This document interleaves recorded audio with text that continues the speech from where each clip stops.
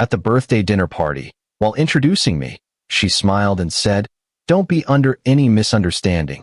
You're just temporary." The people listening laughed. I stood up, went to the counter, paid my bill, and left. When she realized what had happened, she came to my office with her uncle. "I'm 29, work as a commercial architect, and until 3 weeks ago, I thought I was building something real with someone." Her name was Amber.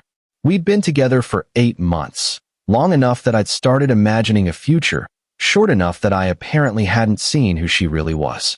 We met at a mutual friend's housewarming party in March. She was charming, quick-witted, had this way of making you feel like the only person in the room when she wanted to. Within a month, we were spending most weekends together. She worked in pharmaceutical sales, traveled often for conferences, and had a close-knit family she talked about constantly. I liked that about her, the family thing. Mine was scattered across 3 states, and I'd always wanted that kind of closeness, that sense of belonging somewhere. The problem started small, so small I convinced myself I was overreacting. She'd make little jokes at my expense in front of her friends.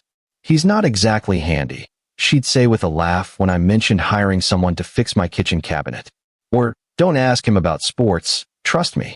I laughed them off initially. Everyone teases their partner, right? But there was something in her eyes when she said these things, a glint of satisfaction, like she enjoyed watching me shrink a little in front of people. By July, the comments had escalated. She'd forget to introduce me at gatherings, leaving me standing awkwardly at the edge of conversations. She'd check her phone constantly when we were alone, but be completely present when her friends were around. When I brought it up once, she looked at me like I was being ridiculous. "You're so insecure," she said, shaking her head. "It's not attractive." I dropped it. Started working later, going to the gym more, anything to avoid the feeling that I was somehow failing a test I didn't know I was taking. Her birthday fell on a Saturday in late November. She'd been planning this dinner for weeks, sending daily updates about the guest list, the menu, what she was going to wear. She invited her entire friend group and a few family members to an upscale Italian place downtown, the kind with a 3-week wait list and entrees that cost $40. She asked me to come early to help greet people, to make a good impression.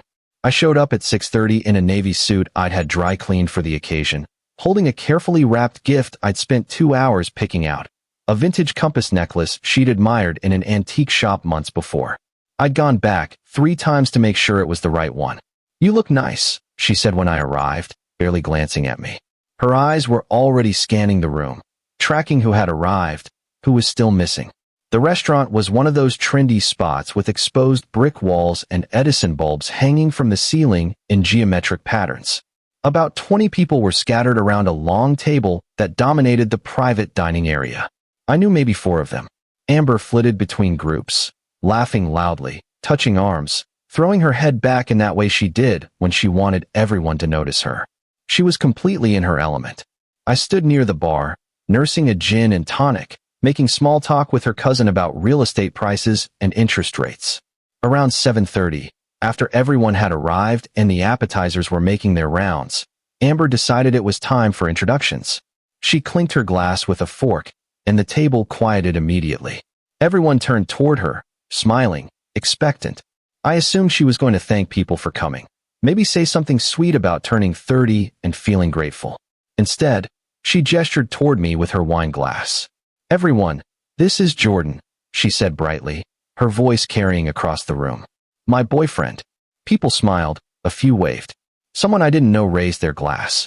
I nodded back, feeling awkward but not alarmed yet. Then she added, with that same bright, performer's smile, "Don't be under any misunderstanding. You're just temporary." The table erupted in laughter.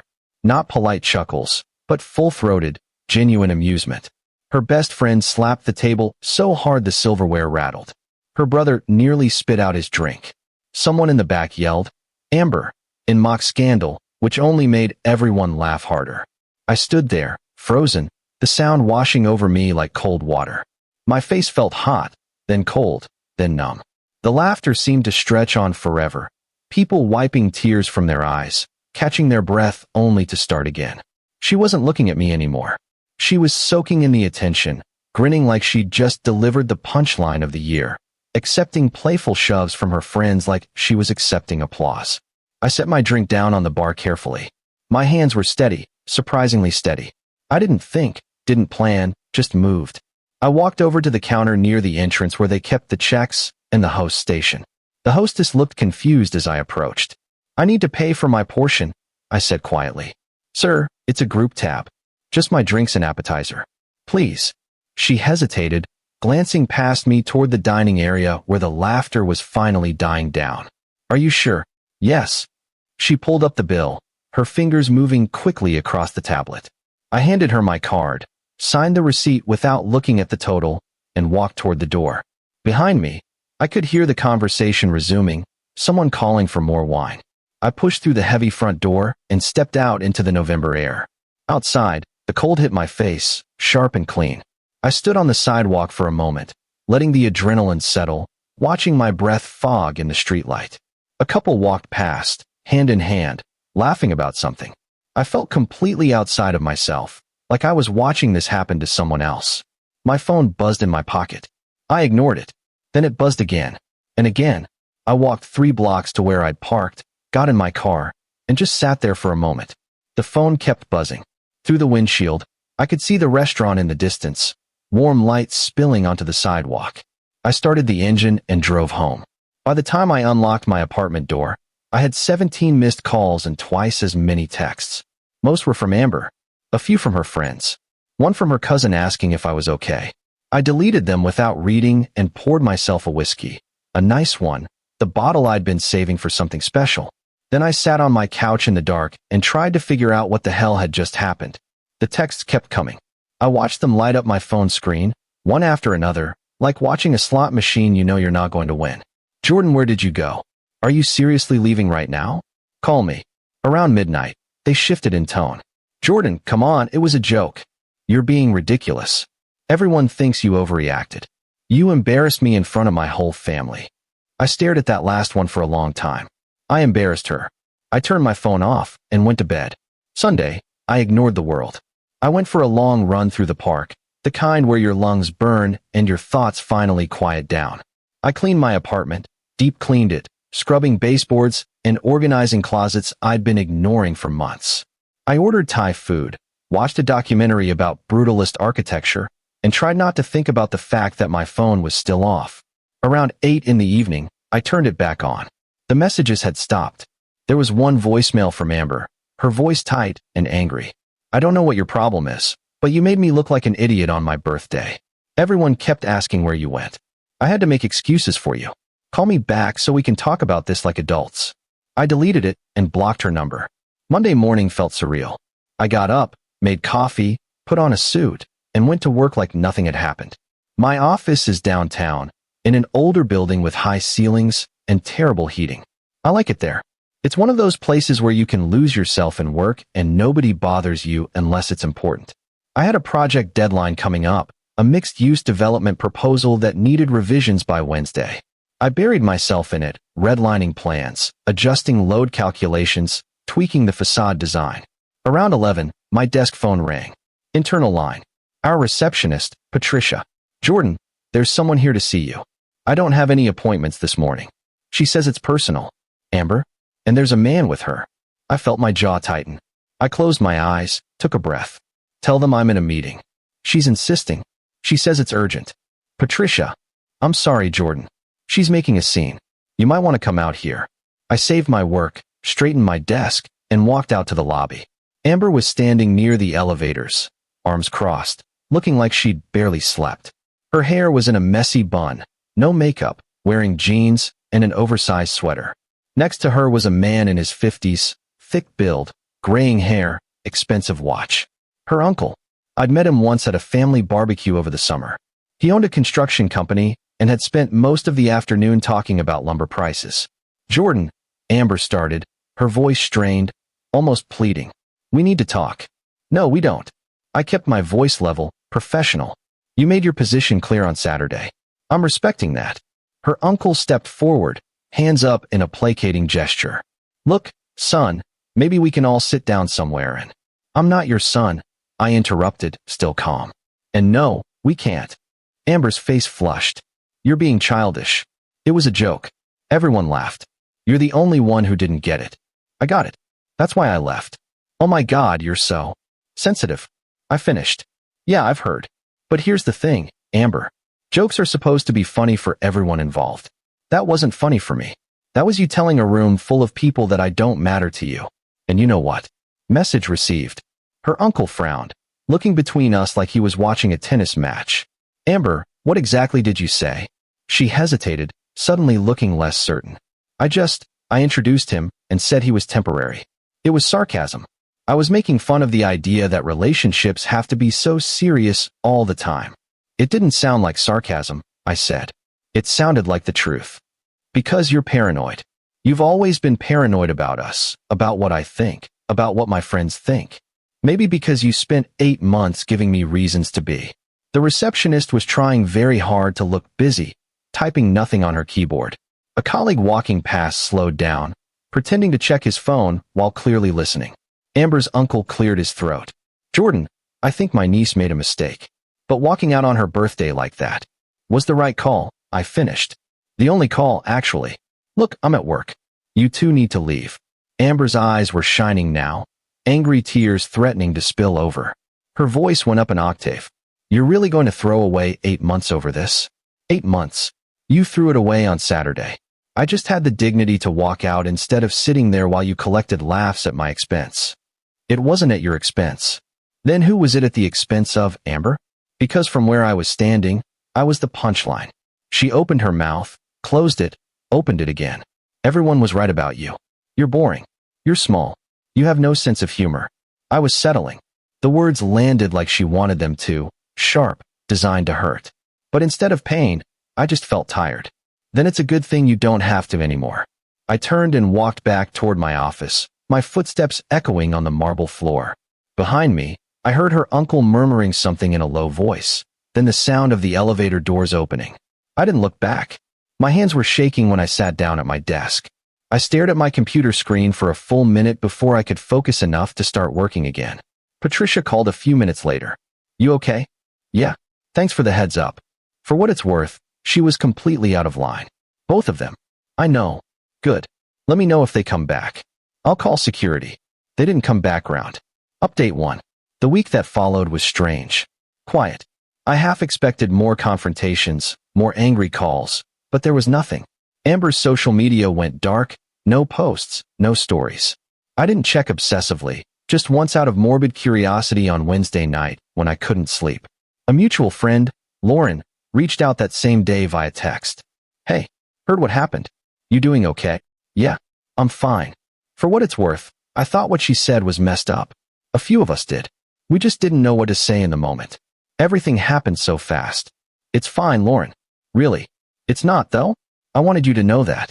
Also, she's been weird about you for a while. Like she wanted to date you, but also wanted everyone to know she could do better. It was uncomfortable to watch, honestly. Some of us talked about it. That stung more than I expected. Not because it was shocking, but because it confirmed what I'd been trying to ignore for months. The feeling that I was always auditioning, always trying to prove I was worth keeping around. Thanks for telling me, I said. Yeah, take care of yourself. And if you need to talk, I'm around. Appreciate it. By Friday, I'd settled into a new rhythm. Work, gym, home.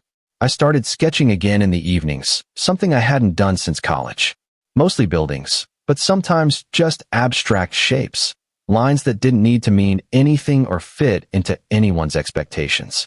My appetite came back. I slept through the night for the first time in weeks. I realized I'd been holding tension in my shoulders for months, and it was finally releasing. On Sunday, 2 weeks after the birthday dinner, I was at a coffee shop near my apartment when I saw her brother, Tyler. He was in line ahead of me, and when he turned with his drink, we made direct eye contact. He froze for a second, then walked over. Jordan. Tyler. He hesitated, shifting his weight. Can we talk for a second? I nodded toward a table in the corner. We sat. He looked uncomfortable, fidgeting with his cup sleeve. Look, he started. I'm not here to defend her. What she said was screwed up. I told her that night, after you left. We got into a huge fight about it in the parking lot. Okay. But she's a mess right now. She keeps saying she didn't mean it the way it came out, that she was nervous and trying to be funny, that you took it the wrong way. She accomplished one of those things. Tyler winced. Yeah, I know. He paused, stirring his coffee even though he hadn't added anything to it. She's always been like this, you know? Since we were kids. She gets insecure, and instead of dealing with it, she tears other people down to feel better about herself. My parents let her get away with it because she's the baby of the family. But that doesn't make it right. Why are you telling me this? Because you deserved better. And because I think she knows that now. Not that it changes anything. It doesn't.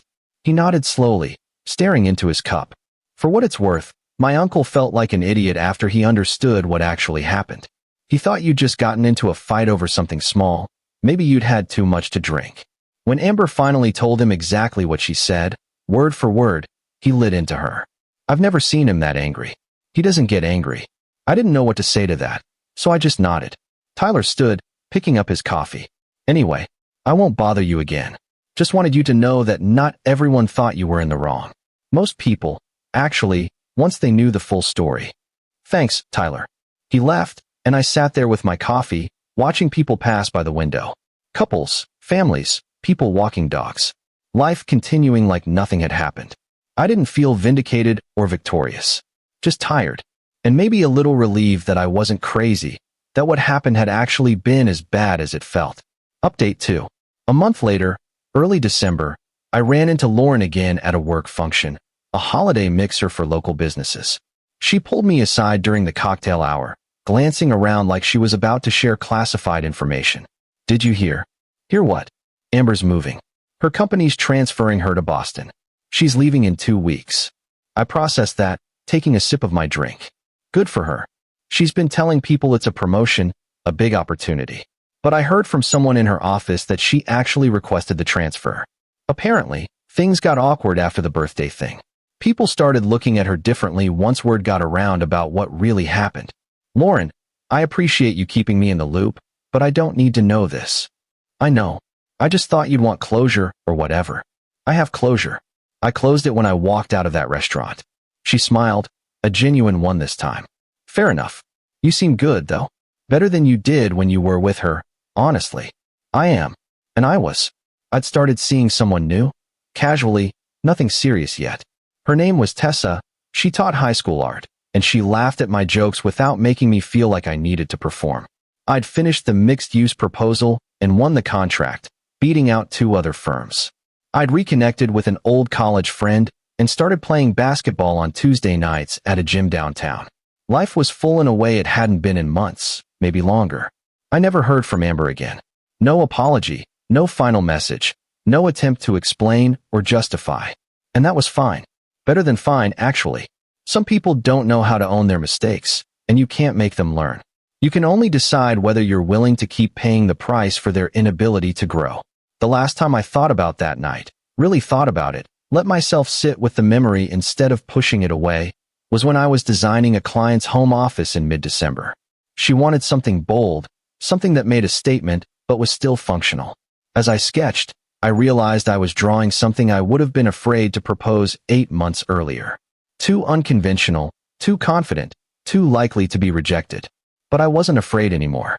I'd spent 8 months making myself smaller to fit into someone else's idea of acceptable, dimming my personality, second-guessing my instincts, apologizing for taking up space. And when she finally said the quiet part out loud, when she turned her contempt into a public performance, it gave me permission to stop. People ask sometimes, when the story comes up, if I regret how I handled it. If I wish I'd stayed, confronted her in front of everyone, made her apologize and admit what she'd done. No, walking out was the kindest thing I could have done for both of us. It said everything that needed to be said without cruelty, without drama, without giving her more ammunition. Just a clean line in the sand. You're temporary. She was right about that. Just not in the way she meant.